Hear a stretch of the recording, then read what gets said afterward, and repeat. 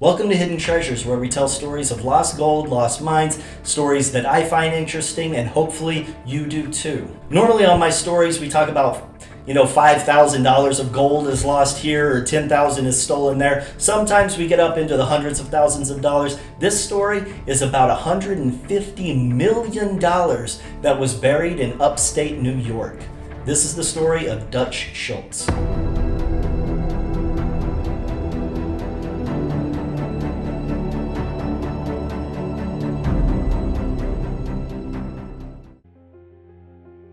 On October 23, 1935, two members of the enforcement arm of the Mafia named Murder Inc. slipped into the back door of the Palace Chop House in New Jersey. As they entered, they saw several members of the Dutch Schultz gang and they opened fire on them. Even though two members of the Schultz gang were severely wounded, they fired back. During the back and forth firefight, the hitmen were forced back out of the door. One escaped in an escape vehicle and the other one ran away on foot.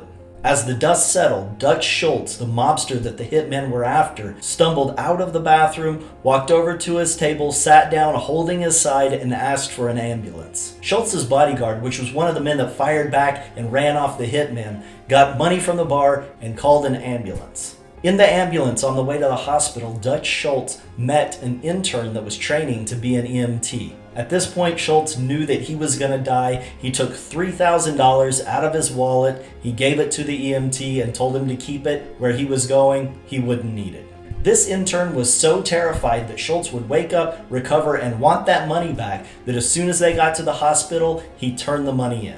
All of the men died, including Schultz, but Schultz lived for a day where he was kind of in and out of consciousness and was coming up with crazy, outlandish stories. And on October 24th, 1935, he spoke his now famous final words. "A boy has never wept, nor dashed 1,000 kin. You can play jacks, and girls do that with softball and do tricks with it. Oh, dog biscuit, and when he is happy, he doesn't get snappy."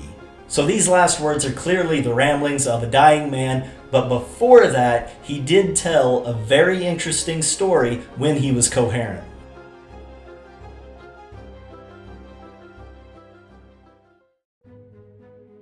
Dutch Schultz was a mobster in the 1920s and 30s. He made most of his money bootlegging and also in the numbers racket.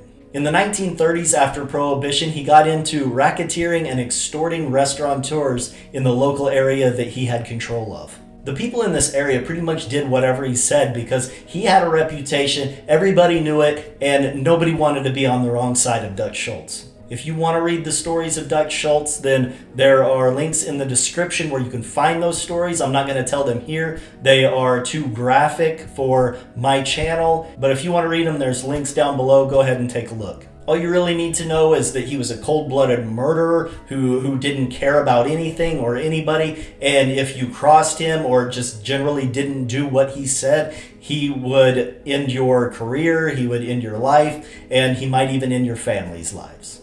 At the height of his power, he was making $20 million a year, and this was in the 1920s. Al Capone had recently been taken down by the new income tax law, and they were coming after Schultz for the same thing. The US government was basically trying to take down anybody they could using this law because it had worked on Capone. In 1933, Schultz was labeled public enemy number 1 by the Justice Department.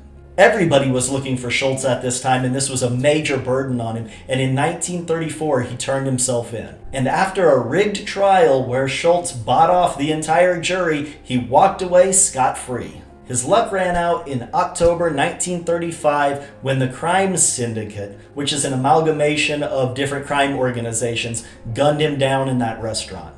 And on his deathbed, he did confess that he had buried $7 million to keep it away from the government, and he had buried it in upstate New York. $7 million in today's money is close to $150 million. He had buried the money in upstate New York near Phoenicia by Esopus Creek.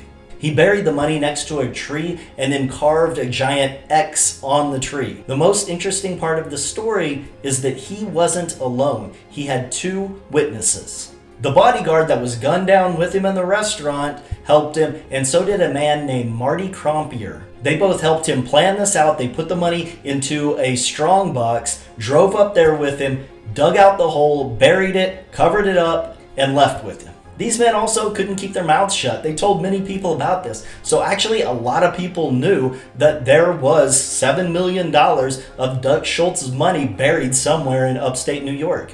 Not only that, but after this happened, and in order to not forget where it was, the bodyguard actually drew a map and gave it to Marty Krompier. But just a little while later, Krompier was in a barber shop in New York when men came in and killed him and actually took the map. He had it on him. They reportedly took the map. And no one has heard anything about the $150 million.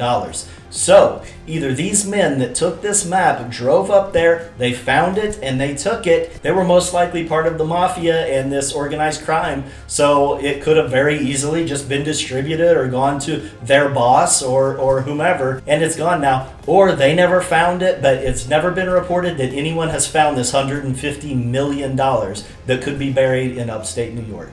Thanks for watching. I hope you enjoyed the story. If so, don't forget to like, leave comments, and subscribe. Thanks for watching.